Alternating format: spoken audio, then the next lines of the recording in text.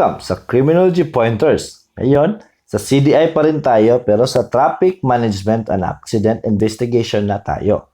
So, ganoon pa rin. Question approach at i-explain ko kung bakit. Okay, simulan na natin.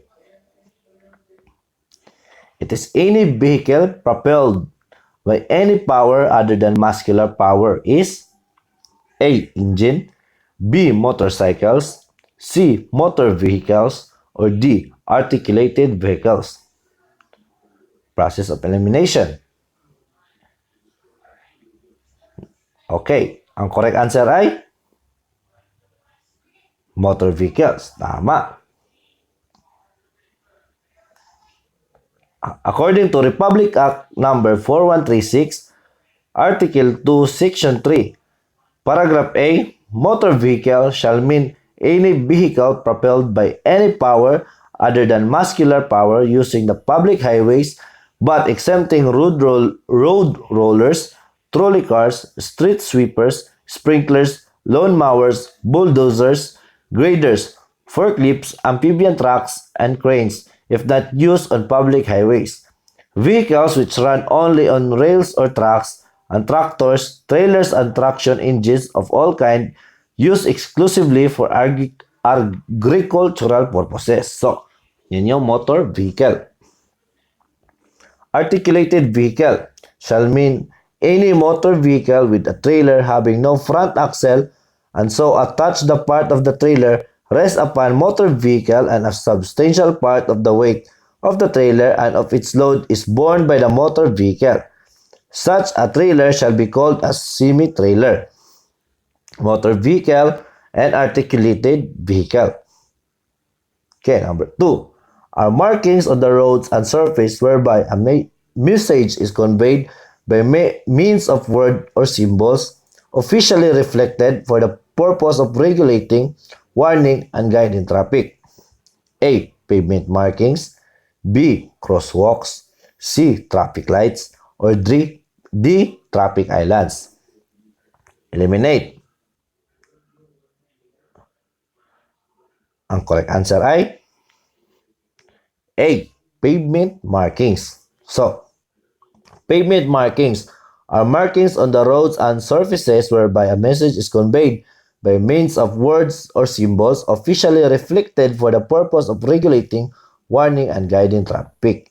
We indicate a number of things like where lanes are divided, where you may pass other vehicles, where you may change lanes or which lane to use for turns, where pedestrian walkways are located, where you may stop for traffic signs and traffic signals.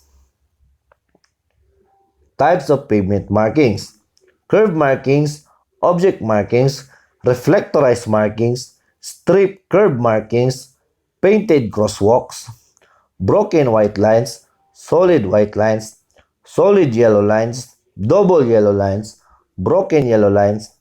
11. Stop line. Okay. Pavement markings, yung makikita natin mga markings sa daanan or sa highway or sa streets. Okay. Yung sa curve, yung pedestrian lanes, yung double solid line is extremely bawal mag-overtake.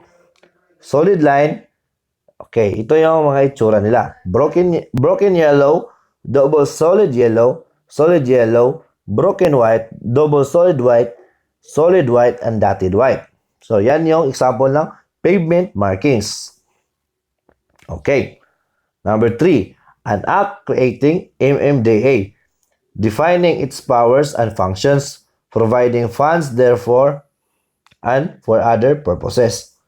Set A, RA 4136, B, RA 8749, C, RA 6539, or D, RA 7924. So, process of elimination. Is it A, B, C, or D? Okay. B, no. A, RA 4136, absolutely not. Okay. Is it RA 6539 or 7924? Alin kaya sa dalawa? Ang tamang sagot ay 7924. Republic Act number 4136 or the Transportation and Traffic Code of the Philippines. Republic Act 6539 is the Anti-Carnapping Act of 1972, while Republic Act number 7924, an act creating the Metropolitan Manila Development Authority, defining its powers and function, providing funds therefore and other purposes. So, Republic Act 7924 ang gumawa ng MMDA. Number 4, every and any driver hired for driving or operating a motor vehicle, whether for private or for hire to the public. Set A, driver. B, non-professional driver. C, professional driver. Or D, none of the above.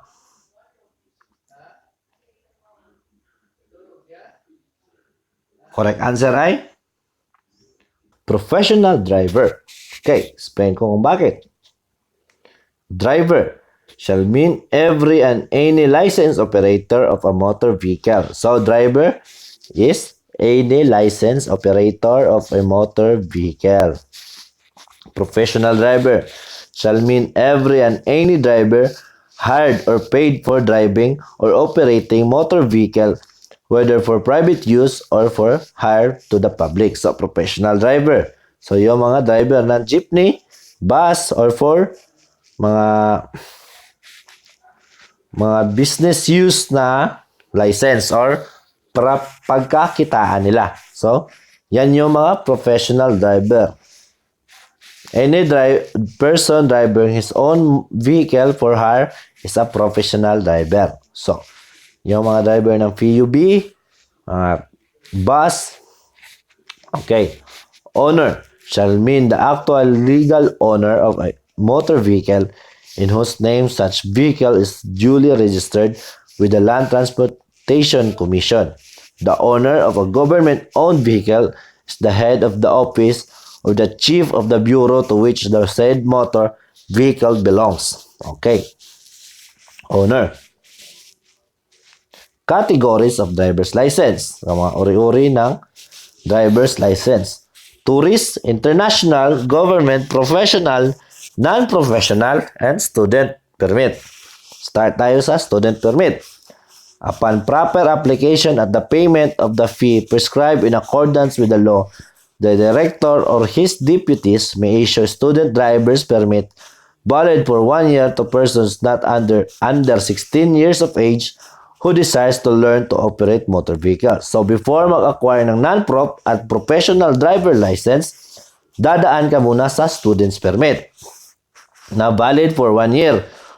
At dapat ikaw ay at least 16 years of age para makakuha ng student's permit. So, within 2 to 6 months, makukuha mo na yung non-prop at professional driver kung saan mo gusto. Okay. Non-professional is at least 17 years of age. So, requirement ng non-professional is dapat 17 anyos ka na. Possesses all valid student's driver's permit and has undergone instruction in the operation of motor vehicles for at least a month. So, makukuha mo na yung non-professional driver's license mo after or at least a month. So go na tayo sa professional. Is at least 18 years of age. So, student's permit is 16, non-prop 17, and professional is 18. So, take note, hindi driver's license ang student's permit. So, stepping stone lang siya para makuha mo yung non-professional at professional. Pag may student's permit ka, kailangan mong mag-accompanied ng either non-professional or professional driver. Yan yung required by law. Professional driver is at least 18 years of age, possesses a valid student's driver's permit, and has undergone instruction in the operation of motor vehicles at least 5 months under a qualified instructor, provided, however, that the period of time of the applicant has operated a motor vehicle within a non-professional driver's license shall be credited against the period of instruction required herein. Okay. Government, international, tourist, Tourist and international is same lang. Bona fide tourists and similar transients who are duly licensed to operate motor vehicles in their respective countries may be allowed to operate motor vehicles during but not after 90 days of their sojourn in the Philippines. So, valid lang yung driver's license nila dito. After 90 days, hindi na valid. So, within 90 days, pwede silang gumamit ng motor vehicle sa Pilipinas o pwede silang mag-drive ng motor vehicle sa Pilipinas. Given na within 90 days. Yan yung binigay ng law. Okay. Number 5. Are marks left on the road by tires that are sliding or scrubbing while the wheel is still running? Is it A, skid mark, B, scuff mark, C, side mark, or D, scrubs? Eliminate. Scrubs out, side mark out. Alin kaya sa skid mark at scuff mark ang tamang sagot? Okay. Tamang sagot ay scuff mark. Skid marks are marks caused by tires on roads which occurs when a vehicle wheel stops rolling and slides or spins on the surface of the road. So, skid marks hindi tumatakbo o hindi gumugulong yung gulong at nag-slide lang siya sa surface o nag-slide lang siya sa road. Yun yung malileft niya na marks. Skid marks. Pag nakastop yung gulong. While scuff marks are signs left on the road by tires that are sliding or scrubbing while the wheel is still running. So, scuff marks. So, okay, pag pinagkaiba ng skid at scuff. Skid stops rolling and slides.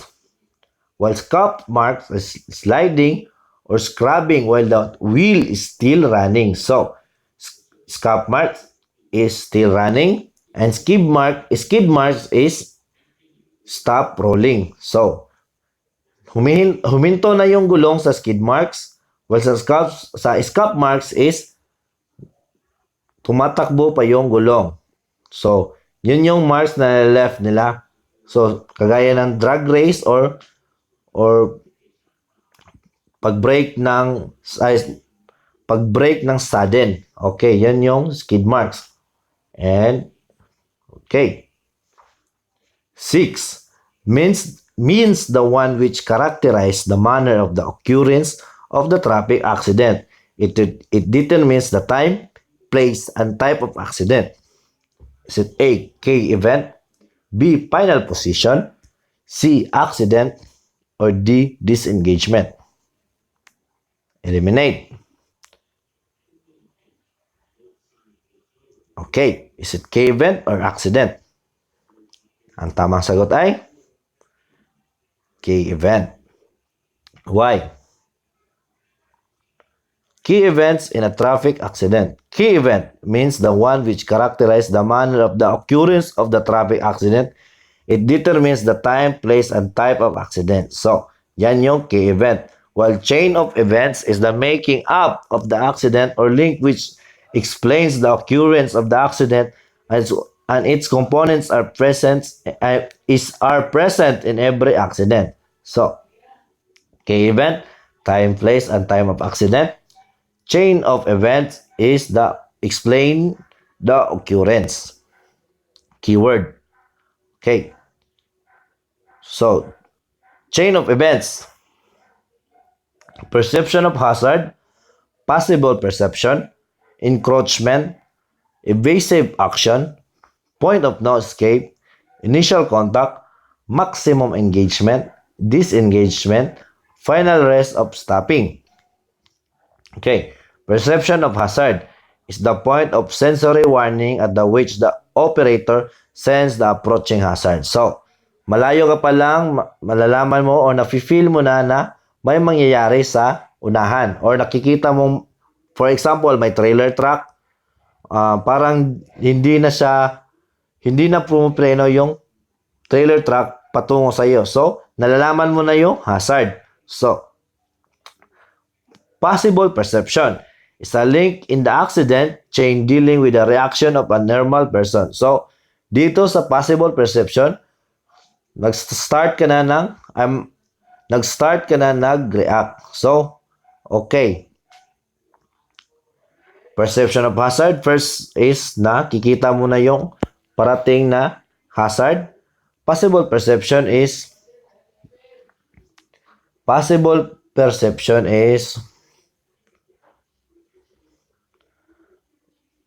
diyan mo na gagawin diyan mo na malalaman kung anong gagawin mo. So, nagtithink ka na ng possible na gagawin mo dito sa possible perception. Encroachment is the movement of vehicle into path assigned to other traffic units. So, pumunta ka sa kabilang lane. Ang tawag doon is encroachment or nag-counterflow ka na. Okay, perception, possible perception, encroachment. Start of evasive action or evasive action is the first action taken by a traffic unit to escape from a collision course or otherwise avoid the hazard. So, take note. Possible perception is nasa utak mo pa lang yung gagawin mo. While sa evasive action is gagawin mo na yung dapat mong gawin. So, dito save mo yung life mo or mga evasive action or yung para makasurvive ka sa possible na hazard na dadating. Okay. Point of no escape is the location and the time after or beyond which an accident cannot be prevented by the driver or pedestrian. So, point of no escape. Barang bahala na lang. Or, ito na talaga. Wala ka nang magagawa kundi ibangga or madidisgrasya ka na talaga. Yan yung point of no escape. Initial contact is the first accidental touching of an object collided with by a traffic unit in motion. So, initial contact. First contact or initial contact, head-to-head collision. Yan yung first na collision nyo or first na banggaan. Yan yung initial contact. So, maximum engagement is the greatest collapse or overlap in the collision. So, maximum collision is a climax. Dito, start pa lang yung banggaan nyo. Dito na yung maximum collision. Dito na yung makikita ang malaking damage sa maximum engagement. Disengagement is the separation of traffic unit in motion from object which it has collided. So, pagbangga nyo, may maatras na isa or may matatapon sa inyong dalawa. Final rest of stopping. It usually stabilizes the accident situation where both vehicles in a collision has ceases its force and stopping may occur when or without control by the drivers or pedestrians. So, final rest of stopping. Hihinto na lang basta-basta yung kagaling nyo pagkabangga. Final rest of stopping. Final rest or stopping. Okay. Ito is chain of events. 7. A student driver cannot operate a vehicle unless accompanied by instructor who may either be a licensed professional or non-professional driver. A. True. B. May be true. C. May be false. Or D. May be false. Okay. So, board exam or kahit saang exam, laging tandaan walang may be true or may be false. Panggulo lang yan. Okay.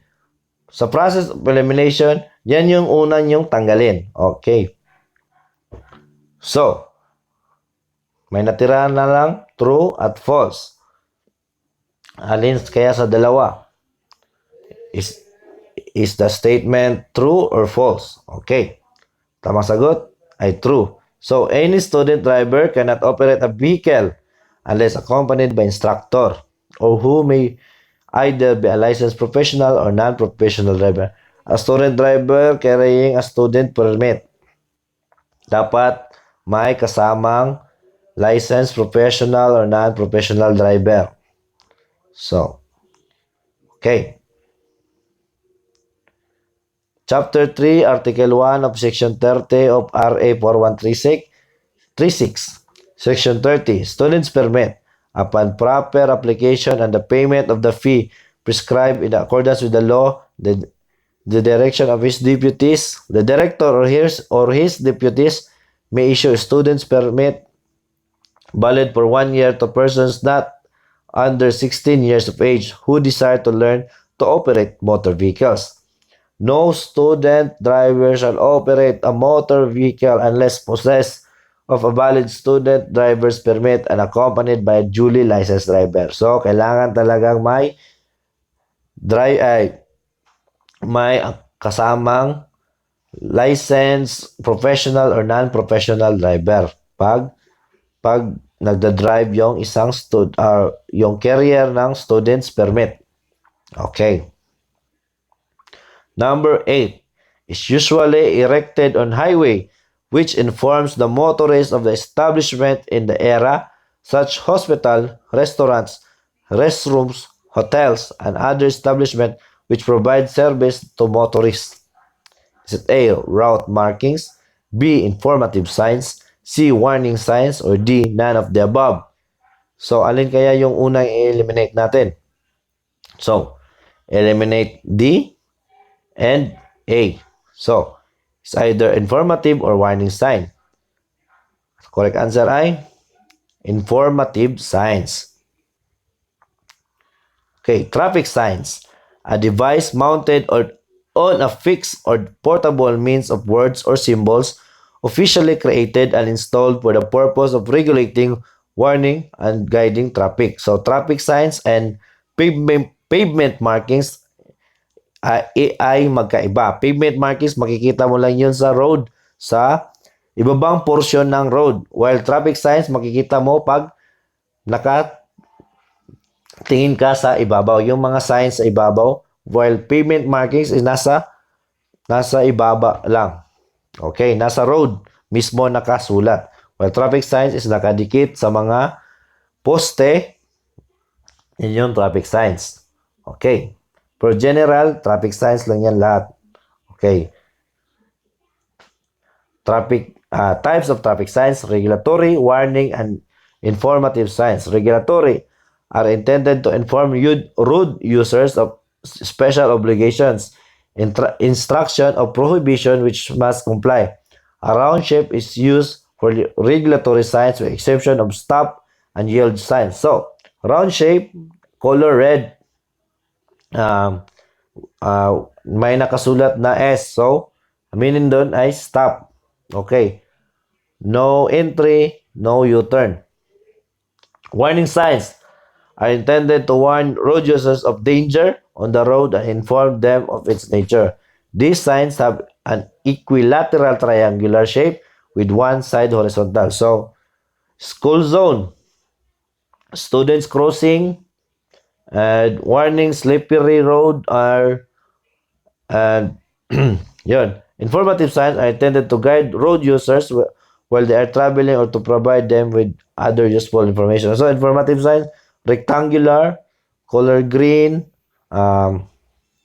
yun yung may nakasulat kung saan ka ng lugar ngayon, kung saan papunta tong daanan na ito, saan papunta tong road na ito. Yan yung informative sign. Okay, ito yung mga images. Okay, ito yung informative, regulatory, and warning. Okay. 9. Is the taking with the intent to gain of a motor vehicle belonging to another without the latter's consent or by means of violence against or intimidation of persons or by using force upon things.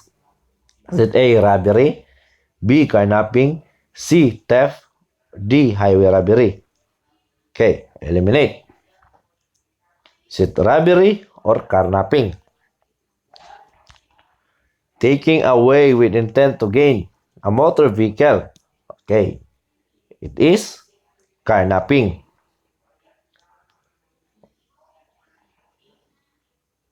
Republic Act 6539, an act preventing and penalizing carnapping, Section 2, definition of terms. Carnapping is the taking with intent to gain of a motor vehicle belonging to another without the latter's consent or by means of violence against or intimidation of persons or by using force upon things. Robbery, force of entry, dwelling. Yan yung robbery. Carnapping is a motor vehicle with intent to gain nakasulat sa Republic Act 6539. Definition of terms, carnapping. Yan yung meaning ng carnapping. Makikita sa 6539. Okay. Move. Maximum allowable speed by passenger cars and motorcycles. Note, passenger cars and motorcycles on open country roads with no blind corners and not closely bordered by habitations. Set A, 80 km per hour. B, 40 km per hour. C, 30 km per hour. D, 20 km per hour. Okay, eliminate. Is it 80 or 40? 80 km per hour. Why? Okay, maximum allowable speed. Passenger cars and motorcycles, motor trucks, and buses. Okay, maximum allowable speed on passengers and car and motorcycle in open country roads with no blind corners, not closely bordered by habitation or highway. Ito ay highway. Okay, passenger cars and motorcycle is allowable speed is 80 km per hour, not exceeding 80 km per hour, while motor trucks and buses is 50 km per hour.